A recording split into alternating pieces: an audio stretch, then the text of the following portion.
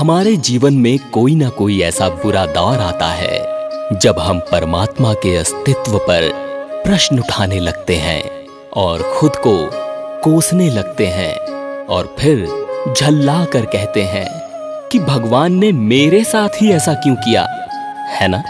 लेकिन इसका एक दूसरा पहलू भी है और उस दूसरे पहलू को समझ लेने के बाद हम कहते हैं कि हमारे साथ जो कुछ भी हुआ वो सब मालिक की कृपा थी। नमस्कार, मैं हूं सिद्धार्थ और आज आपके लिए लेकर आया हूं एक बहुत ही प्यारी सी कहानी।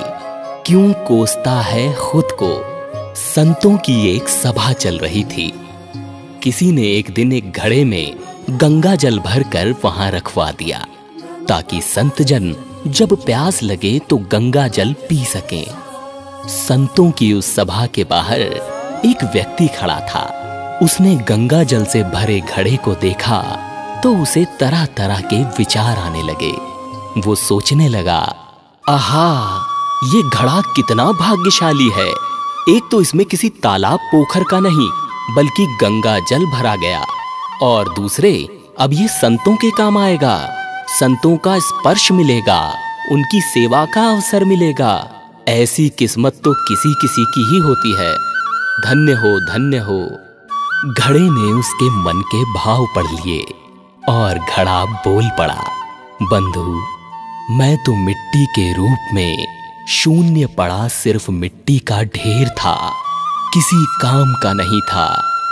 कभी ऐसा नहीं लगता था कि भगवान ने हमारे साथ न्याय किया है। फिर एक दिन एक कुम्हार आया। उसने फावड़ा मार मार कर हमको खोदा और मुझे बोरी में भरकर गधे पर लाद कर अपने घर ले गया। वहां ले जाकर हमको उसने रौंदा, फिर पानी डालकर गूंथा, चाक पर चढ़ाकर तेजी से घुमाया, फिर गला काटा, फिर थापी मार मार कर बराबर किया। बात यहीं नहीं रुकी। उसके बाद आंवे की आग में झोंक दिया जलने को। इतने कष्ट सहकर बाहर निकला तो गधे पर लादकर वो मुझे बाजार में बेचने के लिए ले गया। वहां भी लोग मुझे ठोक ठोक कर देख रहे थे कि ठीक है या नहीं। ठोकने पीटने के बाद मेरी कीमत लगाई भी तो क्या, बस 20 से 30 रुपए। मैं तो पल पल यही सोचता रहा कि हे ईश्वर, सारे अन्याय मेरे ही साथ करने थे। रोज एक नया कष्ट, एक नई पीड़ा देते हो। मेरे साथ बस अन्याय ही अन्याय होना लिखा है। लेकिन ईश्वर की योजना कुछ और ही थी।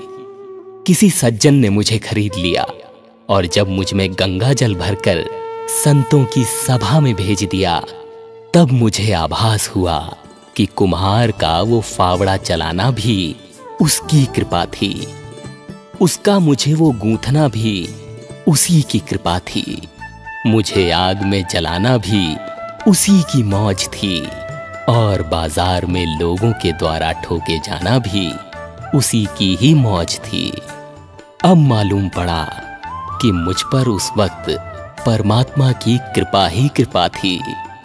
दरअसल बुरी परिस्थितियां हमें इतना विचलित कर देती हैं कि हम उस परमात्मा के अस्तित्व पर भी प्रश्न उठाने लगते हैं और खुद को कोसने लगते हैं, क्योंकि हम सब में शक्ति नहीं होती उसकी लीला को समझने की।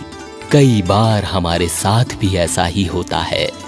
हम खुद को कोसने के साथ परमात्मा पर उंगली उठाकर कहते हैं कि उसने मेरे साथ ही ऐसा क्यों किया, क्या मैं इतना बुरा हूं और मालिक ने सारे दुख तकलीफें मुझे ही क्यों दिए। लेकिन सच तो ये है कि मालिक ने उन तमाम पत्थरों की भीड़ में से तराशने के लिए एक आप को चुना। अब तराशने में थोड़ी तकलीफ तो झेलनी ही पड़ती है।